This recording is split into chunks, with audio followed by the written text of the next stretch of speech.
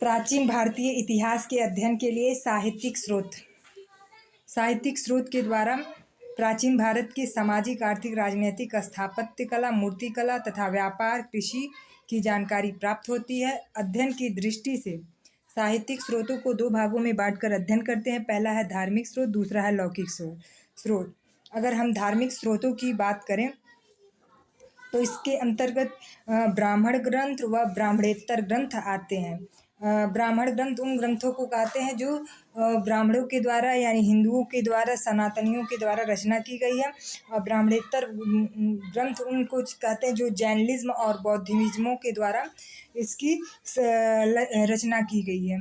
अगर हम ब्राह्मण ग्रंथ की बात करें तो उसमें वेद, वेदांग, आरण्यक, उपनिषद, ब्राह्मण साहित्य, स्मृतियाँ, रामायण, महाभारत व पुराण आते हैं। और बौद्ध ग्रंथ के अंतर्गत विनय पिटक, सुत्त पिटक, अभिधम्म पिटक, महावंश, दीपवंश व मिलिंद पन्हों की गणना की जाती है। जैन ग्रंथ के अंतर्गत भगवती सूत्र, आचरांग सूत्र की गणना की जाती है। ये दोनों जो थे धार्मिक साहित्य के अंतर्गत आते हैं पुस्तकें। अब दूसरा होता है लौकिक साहित्य। लौकिक साहित्य के अंतर्गत दरबारियों के द्वारा की गई रचना थी, जैसे अष्टाध्यायी, मुद्रा राक्षस, रघुवंशम, कथा साहित्य। कथा साहित्य के साथ साथ हर्षचरित, अर्थशास्त्र, गौंड, वहो, राजतरंगिणी, पृथ्वीराज रासो, मणिमैकले, तोलक्कापियम, सिल्कादीपकारम और कुरुल व अहनानूर था। अगर हम ब्राह्मण ग्रंथ की बात करें तो ब्राह्मण ग्रंथ के अंतर्गत हम पहला ग्रंथ वेद बताए थे।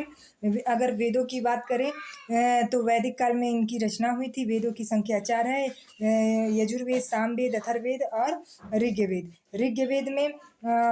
ऋग्वेद में प्रथम और 10वां मंडल बाद में जोड़ा गया था। 2 से लेकर के 7वां मंडल प्राचीनतम मंडल के अंतर्गत गणना की जाती है। ऋग्वेद में इंद्र, वरुण, अग्नि, सविता आदि देवताओं का वर्णन किया गया है। ऋग्वेद के 10वें मंडल के पुरुष सूक्त में ब्राह्मण, क्षत्रिय, वैश्य, शूद्र 4 वर्णों का वर्णन किया गया है। और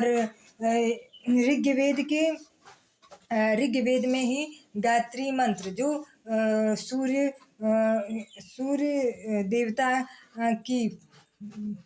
देवता की पुत्री सविता को समर्पित है।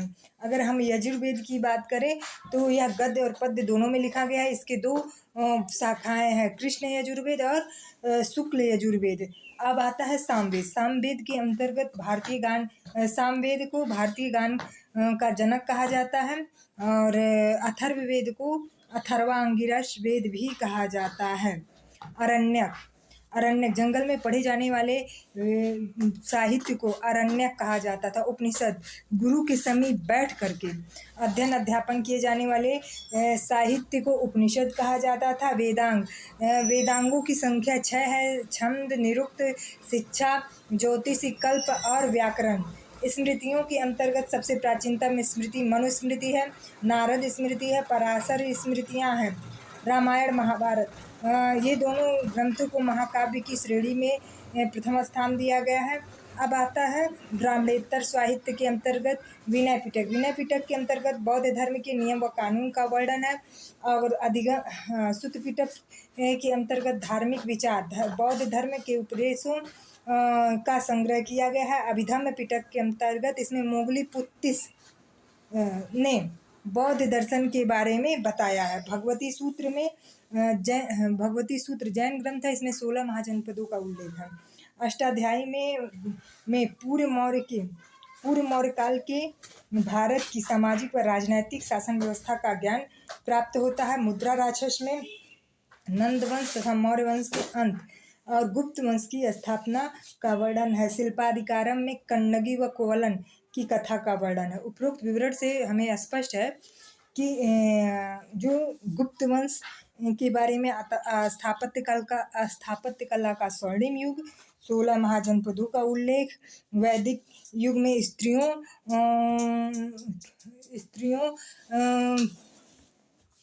के सम्मान व अपमान तथा बौद्ध धर्म के उदय व अंधविश्वासों व कुरीतियों के दमन की जानकारी हमें प्राप्त होती है।